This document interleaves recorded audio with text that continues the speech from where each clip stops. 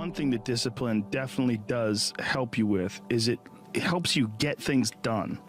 And when you get things done, when you actually do things, you have more success. If you have more success, and sometimes a big part of success is just not being lazy and just doing it. Yeah. That's like 90% of it is just showing up. Get there and start working. Like, you're not going to feel perfect every day. If I only worked out when I felt good, I'd be a fat because there's a lot of days I don't want to do it. It's pretty much the same with everybody that actually gets good at something. There's got to be those days you push through, and they're probably going to be more numerous than the days you don't. And so the benefit of discipline in my eyes has always been that through discipline I get things done.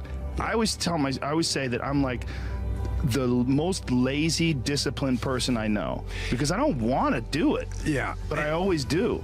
Yeah. Write down everything you want to do. I don't mean crazy like I'm going to be the Prince of Brunei, I'm going to have a base in the moon. Shut up. This is what I want you to do. Write down what you would like to fix about your life. And then just, if you're 30 pounds overweight, you want to lose 30 pounds? Do it the right way. Go start eating vegetables, monitor your calories, write down what you eat, exercise every day, force yourself to do it. Say you're the general. The brain is the general, the troops of the body. The troops don't want to listen, but you go, you listen, and you get up and you do it, and then you get to write it down. And if you don't write it down, you don't eat, you don't shower. Write that down so you do it. It's like brushing your teeth. It's not something, I don't want to brush my teeth today. What do you want, your teeth to rot out of your head, you dunce? Just do it. Just do it. Make yourself do it. And if you do that, if you write down and do that, you can change who the you are. Our bodies, for whatever reason, most people, their associations are to avoid anything that's uncomfortable. But it's so illogical because when you look at comfort and you look at success and progress and the feelings of accomplishment and of getting past certain hurdles in terms of like how you feel about life, a lot of those are connected to discomfort. Like, discomfort is your friend. It really is. Like, discomfort and not being happy and content with certain situations in life or certain feelings in life, they're massive motivators, and they're amazing at facilitating change. And yet our instinct is to avoid those and just sit on the couch and watch some reality show about dudes who make moonshine with our jaw open, like, ugh. It's bizarre. There's a lot of artists and comics, I bet musicians as well, but writers for sure. One of the big problems is sitting down and doing the work. Mm-hmm. And you gotta, and Pressfield talks about that in the most concise and beautiful way, and he labels it like an enemy. He calls it resistance. Mm-hmm. And that you have to sit down, you have to overcome resistance, and that the pro goes to work. And it doesn't matter if you're sick, doesn't matter if you have kids, it doesn't matter what, you're a pro and you go to work, and that just, it puts it in your head that this is what I do. This is what, and you have pride in that. And then when you are in front of that keyboard and you look down the count, it says, I've 1,000 words today. I put 1,000 words in. You're doing the work, and out of that work, gems blossom. Yep. Little things, but you might have a day where you just write nothing but dog.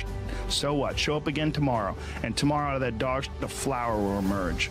You never know, and that's the only way to develop real, like, to really develop your potential 100% in anything. I enjoy a lot of things, and what I've found that the best way to live my life for me, I'm not saying, other people, some people really love their life to sit around and f*** off. When I sit around and f*** off, I don't like me. Yeah. I like to get things done, but the things that I do, they're recreational. They're all fun. Your life would feel better and richer if you had a goal, you chase that goal, you accomplish some things, you would get this boost of confidence, you'd get this boost of self-esteem, like whatever it is that you're into doing. Maybe you're into drawing comic books, maybe you're into making pottery or sculptures, but find whatever that is and pursue that instead of doing nothing. Like, the people that are doing nothing, those are the real people. Look, doing something might be as simple as like that Alex Honnold guy. He just climbs rocks. but he's world-class rock climber. It's something. If I look back on anything I've ever done, mistakes I've ever made, paths that something that I put out that I didn't quite, maybe I just waited 3 months before I released that, or maybe I should have, re-edited that blog post a couple more times before I put it online, or those things drive me crazy. The things that I've done have driven me crazy, but yelling at someone I didn't have to yell at them for, whatever.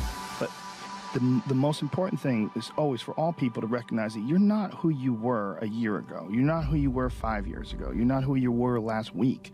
You're who you are now, and this is the only you have control over.